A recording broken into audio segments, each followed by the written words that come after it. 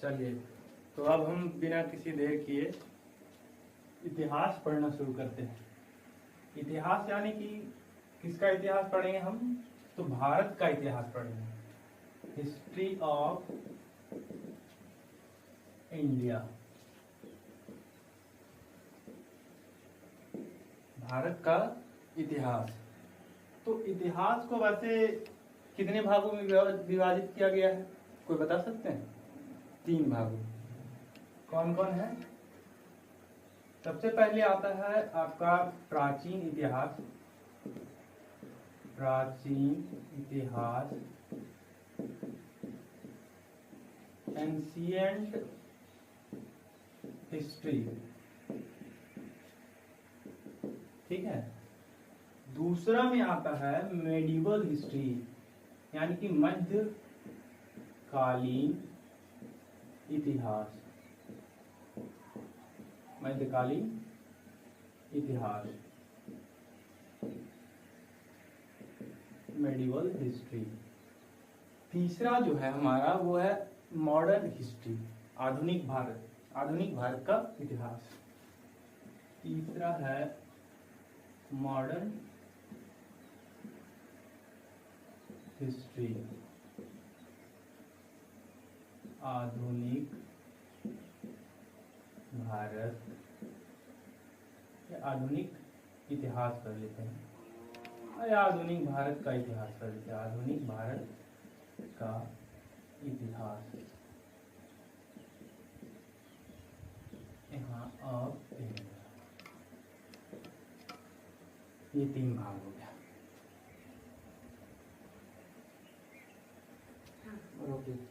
रोकिए। तो हमने भारत के इतिहास को 3 भागों में विभाजित कर लिया। अब हम सबसे पहले देखेंगे भारत का आधुनिक इतिहास, आधुनिक या आधुनिक भारत का इतिहास, modern history of India.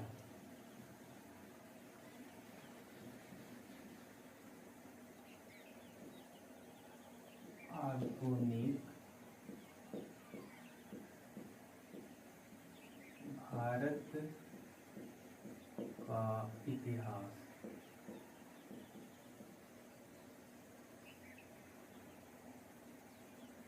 Modern history of India.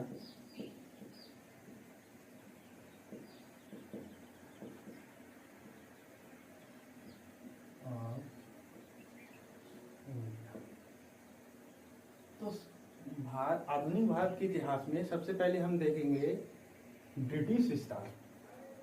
आधुनिक भारत का इतिहास अगर कहें तो वैसे कोई डेट फिक्स नहीं है, लेकिन ऐसे एक अवधारणा है, एक मानना है कि औरंगजेब की मृत्यु 1707 में हो जाती है। 1707 में औरंगजेब मर जाता है, तो हम उसी समय से मान लेते हैं कि हमारा आधुनिक भारत, ऐसा एक प्रचलन है। तो चलिए हम भी इसको लेके चलते हैं, हम क्यों तोड़े भाई। तो 1707 में हमने औरंगजेब को मार दिया।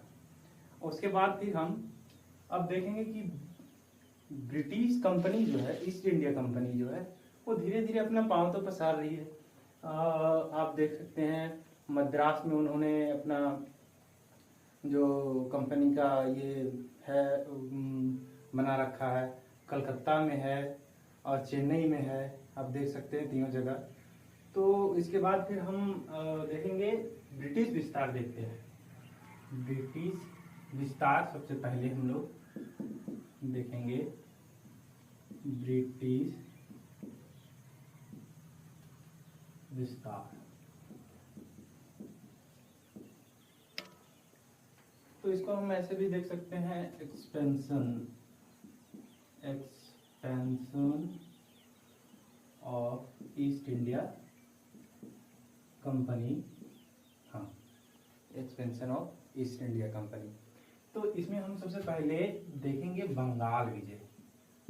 हमारा पहला जो पॉइंट होगा बंगाल विजय,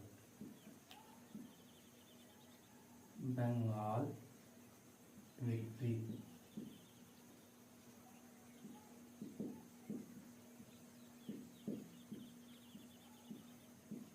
फिर हम 2-3 युद्ध भी देख सकते हैं। फिर हम 2-3 युद्ध भी देख सकते हैं। इसके दौरान हुआ है कर्नाटक वॉर हो गया है, एक एंग्लो एंग्लो कर्नाटक वॉर, या हाँ कर्नाटक वॉर सिर्फ लिख सकते हैं, कर्नाटका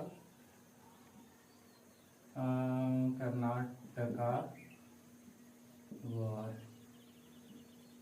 कर्नाटक युद्ध, मैसूर युद्ध भी हुआ है इस समय, एंग्लो मैसूर युद्ध भी देख सकते हैं। इसमें देखेंगे हम तीसरा हमारा जो होगा एंग्लो मैसूर वॉर, आंग्ल मैसूर युद्ध, ये हमारा क्रम रहेगा। तो अब चलिए हम सबसे पहले बंगाल विजय देख लेते हैं। बंगाल विजय देखते हैं अब हम सबसे पहले, वो होगा हमारा चरण क्या हो जाएगा। तो बंगाल विजय में सबसे पहले हम देखेंगे प्लासी की लड़ाई, बैटल ऑफ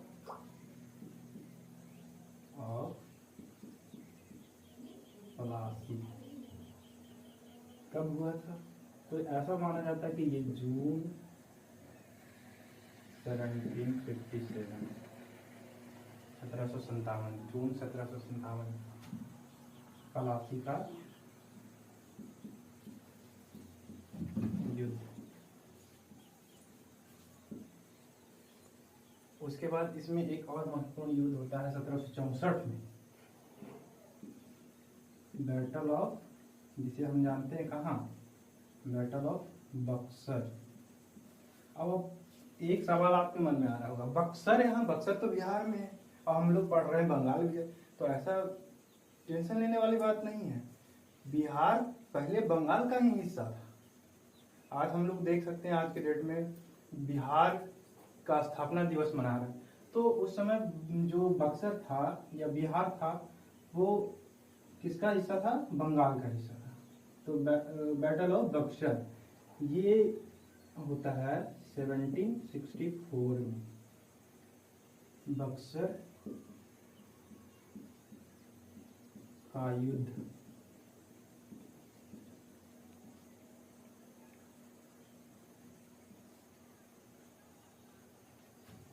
अब इस क्रम में एक और जो महत्वपूर्ण घटना हुई है वो 1765 से 72 में बंगाल में द्वैध शासन लगाया गया था।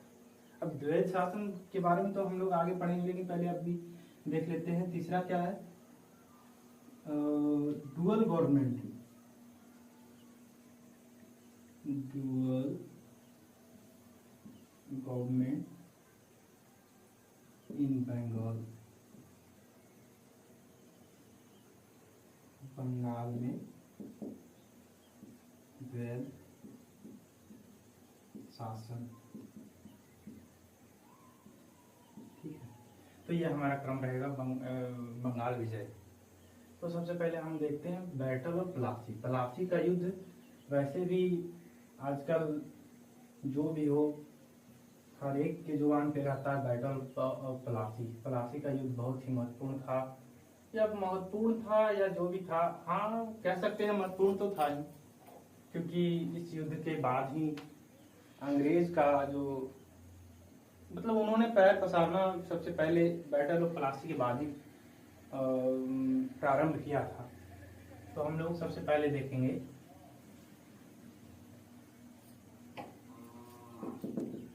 बैटल ऑफ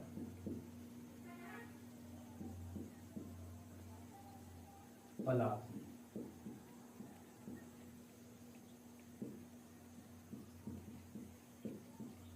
प्लासी का युद्ध।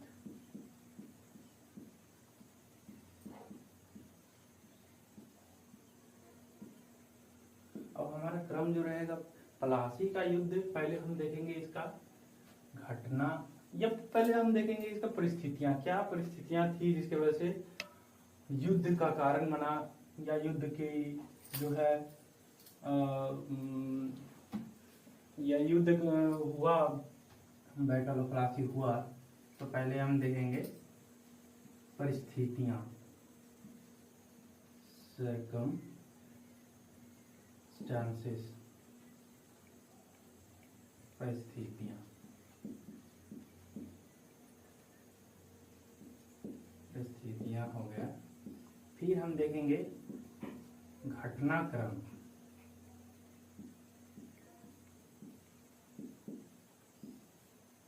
घटनाक्रम। और तीसरा में हम लोग देखेंगे इसका परिणाम, रिजल्ट। युद्ध हुआ है तो रिजल्ट तो आएगा ही, कुछ ना कुछ तो होगा ही। तो हो गया। तो अब हम सबसे पहले देखते हैं परिस्थितियां क्या उत्पन्न हुई, ऐसा क्या हुआ था जिसके वजह से युद्ध लड़ना पड़ा, प्लासी का युद्ध हुआ। तो सबसे जो इसमें महत्वपूर्ण ये है कि जब 1756 में सिराजुद्दौला को बंगाल का नवाब बनाया गया, तो वहां पे सत्ता के लिए संघर्ष शुरू हो गया।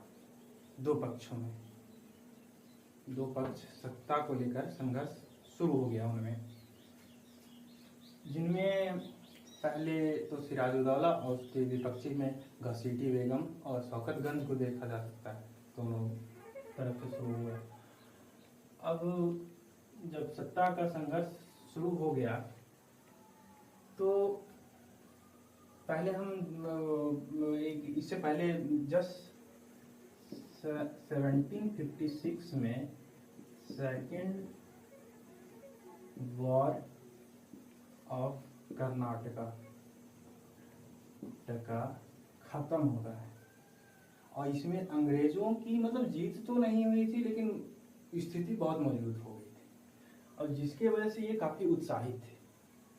अब यहाँ बंगाल में हो गया, कलकत्ता में या बंगाल में हो गया है कि सत्ता को लेकर संघर्ष चल रहा है, राजनीतिक और स्थिरता है। अब ये इनको दाव मिल गया, और जब इनको दाव मिल गया तो इन्होंने अपना शुरू कर दिया षड्यंत्र का, इनका जो खेल होता था। तो यही हो गया। पहला में हम लोग हो गया अंग्रेजों की महत्वाकांक्षा, ठीक है, ये पहला बिंदु हो गया। दूसरा क्या हो जाता है कि इन्होंने सिराजुद्दौला जो नवाब था बंगाल का, उसके संप्रभुता को भी चुनौती दी। ये यहाँ रुकने वाले नहीं थे, तो संप्रभुता को कैसे चुनौती दी? तो अभी हमने बताया कि जब सत्ता को लेकर संघर्ष स्थापित हुआ तो शौकतगंज और जो घसीटी बेगम थी सिराजुद्दौला के विपक्षी, तो उनको इन्होंने यानी कि अंग्रेजों ने क्या किया? सहायता प्रदान किया, सपोर्ट किया। अब आप मेरे दुश्मन से को सपोर्ट करेंगे तो भाई साहब मेरे और आपके बीच में भी तो होगा, अनुबंध होगा कि नहीं होगा। तो दूसरा यही था कि सिराजुद्दौला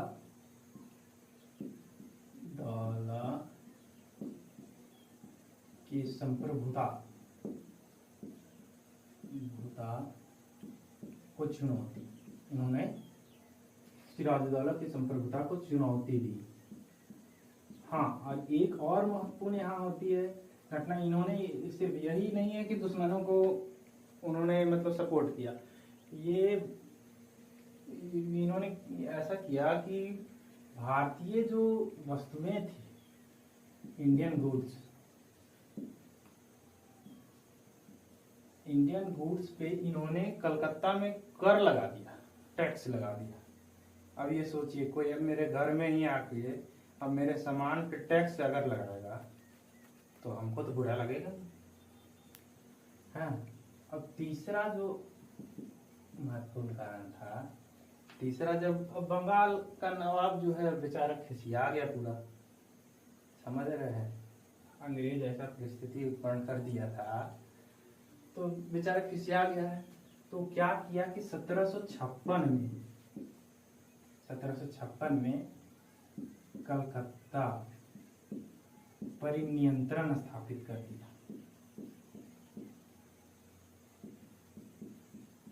स्थापित कर दिया। और अंग्रेजों को व्यवस्था पूर्वक भाग के पुल्टा द्वीप पर जाके शरण लेना था। पुल्टा द्वीप पर वो भाग कर शरण लिए। अच्छा, एक महत्वपूर्ण इसमें बिंदु ये भी है कि एक घटना हुई थी ब्लैक होल ट्रेज की, काल कोठरी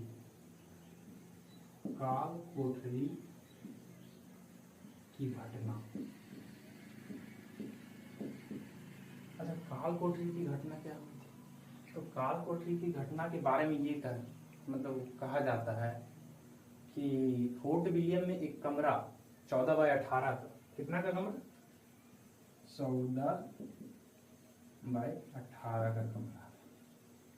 इसमें 146 अंग्रेजों को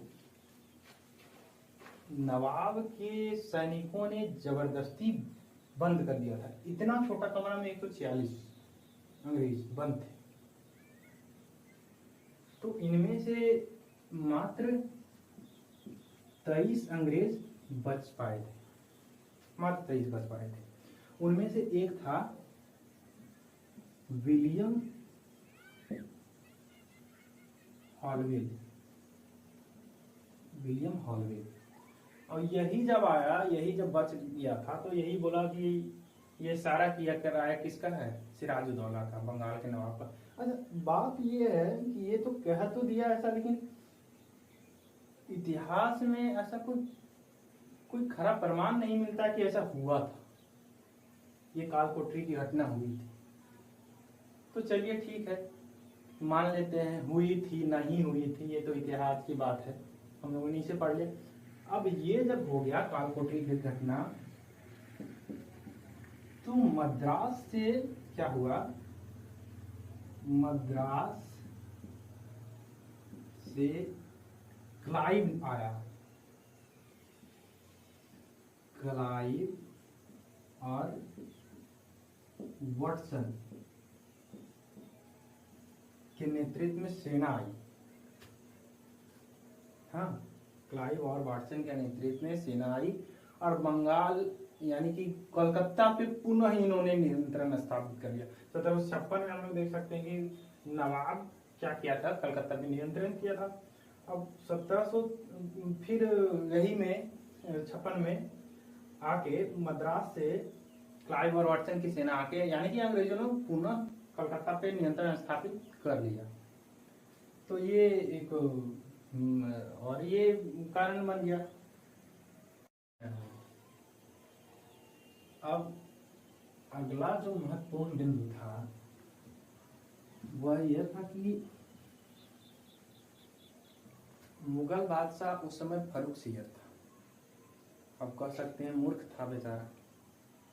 मूर्ख ऐसे था कि एक फरमान जारी किया कि 3000 रुपये प्रति वर्ष के कर पर वो बंगाल, बिहार और उड़ीसा में अंग्रेजों को मुक्त व्यापार का अधिकार दे दिया था। आप सोचिए, ये तो मूर्खता ही है। अच्छा, ये तो ठीक है। अब हुआ ये क्या कि कंपनी के जो अधिकारी थे वो इस फरमान का पर्सनली यूज भी करते थे। गलत मतलब इलीगल तो था, ये तो कंपनी के लिए आदेश था, ये तो पर्सनल यूज के लिए था नहीं, कंपनी के अधिकारियों के पर्सनल यूज के लिए तो नहीं था ये। तो दिक्कत ये हुई कि सिराजुद्दौला यानी कि बंगाल के नवाब को इसके वजह से क्या हुआ, राजकोषीय घाटा लगने लगा, आर्थिक नुकसान होने लगा। तो ये भी एक महत्वपूर्ण कारण बन जाता है। अच्छा, इसको क्या कहते थे? इसको दस्तक कहा जाता है। दस्तक,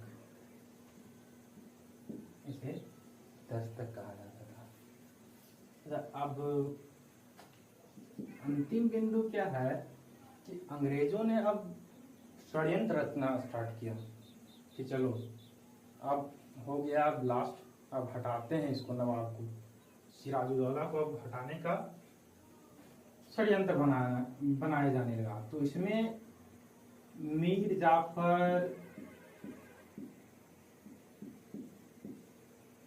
जाफर और भी दो तीन जो अधिकारी थे, नवाब के ही अधिकारी थे, उनको मिलाकर, और अमीर लोग जैसे कि जगत सेठ, अमीर चंद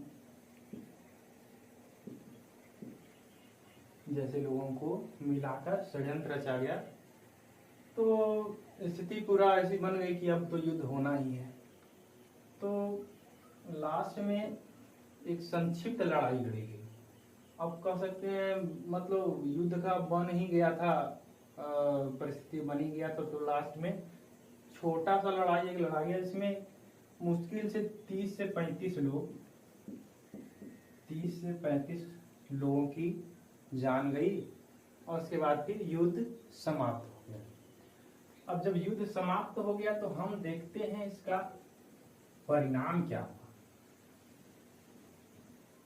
क्या देखेंगे हम? इसका परिणाम देखेंगे। तो परिणाम में हम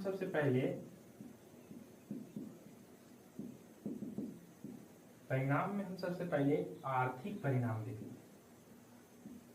इसका आर्थिक परिणाम क्या हुआ।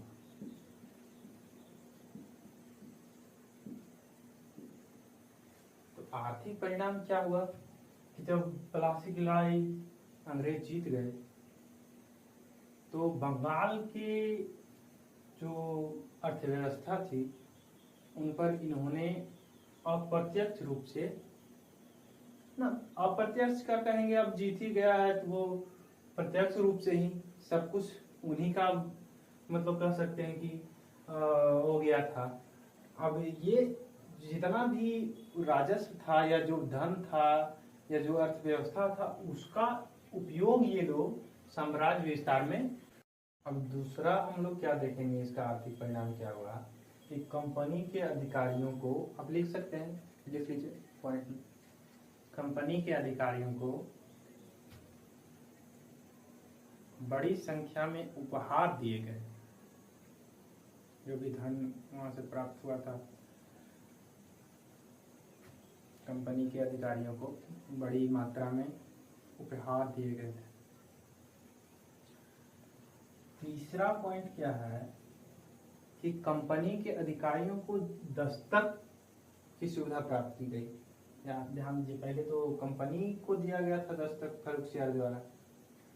अब प्लासी के युद्ध के बाद कंपनी के अधिकारियों को भी दस्तक की सुविधा प्रदान की गई। तो लिख लीजिए, कंपनी के अधिकारियों को भी दस्तक की सुविधा प्रदान की गई।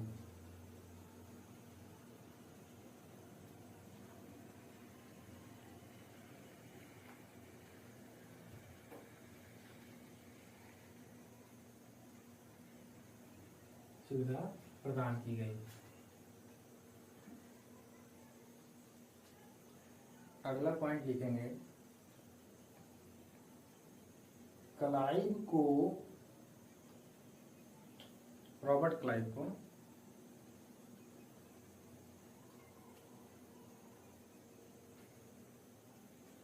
को 24 परगना की जमींदारी सौंपी गई।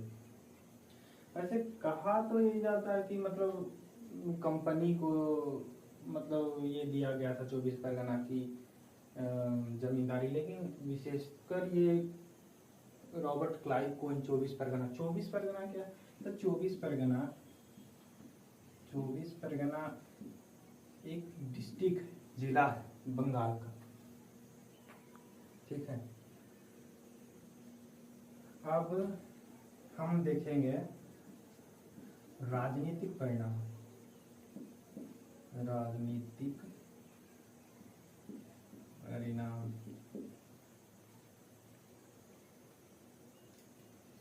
राजनीतिक परिणाम देखेंगे हम।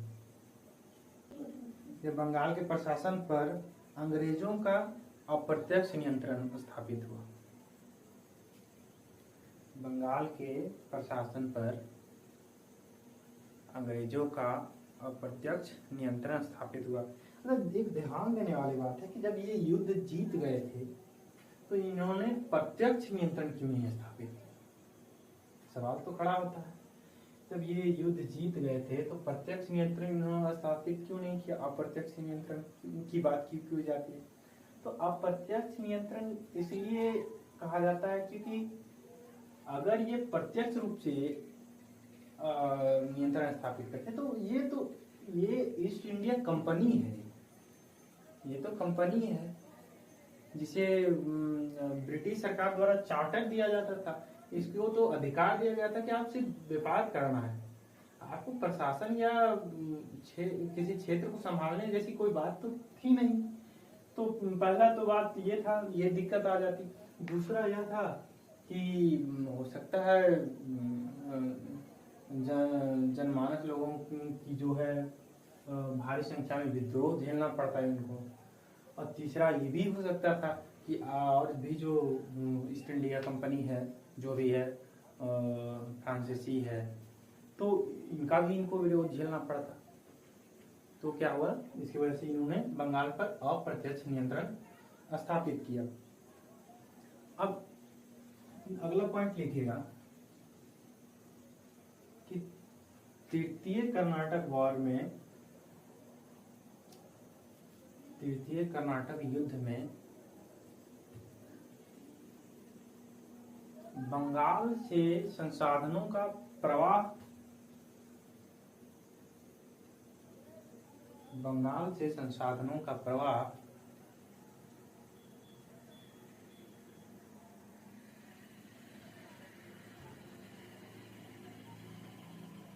बंगाल से संसाधनों का प्रवाह एक महत्वपूर्ण कड़ी बनती है।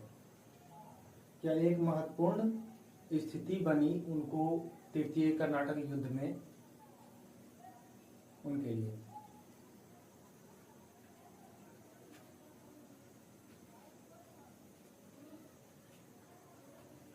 अब क्या हो गया कि जैसे ये मान लीजिए ये इंडिया है, मान लीजिए भारत है भाई, ये अब हो गया भारत। तो बंगाल पर यानी कि 1757 में यहाँ वाला जो ये वाला जो इलाका है, इन्होंने प्लासी के युद्ध किया था तो जीत लिया इन्होंने, ठीक है। तो अब इस क्षेत्र में इन्होंने अपनी एक राजनीतिक पहचान दर्शाई, मतलब राजनीतिक पहचान के रूप में एक उभर कर आए कि हाँ ईस्ट इंडिया कंपनी कोई, मतलब ऐसा बोल सकते हैं, है ना। तो ये हुआ। तो आप लिख सकते हैं कि पूर्वी भारत में ईस्ट इंडिया कंपनी, पूर्वी भारत में ईस्ट इंडिया कंपनी एक राजनीतिक पहचान के रूप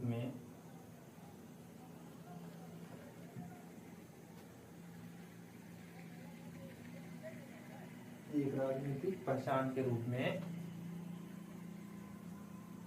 उभर कर सामने आई, उभर कर सामने आई।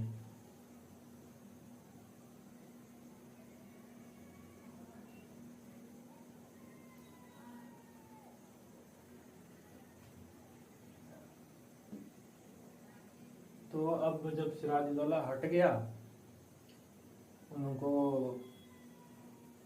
हटा दिया गया, तो जब सिराजुद्दौला को हटाया गया तो मीर जाफर को उन्होंने, मीर जाफर को उन्होंने नवाब बनाया अगला बंगाल का। तो आज हम लोग यहीं तक रखते हैं, अगली क्लास में मिलेंगे तो बात करेंगे हम लोग बक्सर के युद्ध। बक्सर का युद्ध भी एक बहुत महत्वपूर्ण कारक था बंगाल विजय के राह में, कर सकते हैं। चलिए, थैंक यू।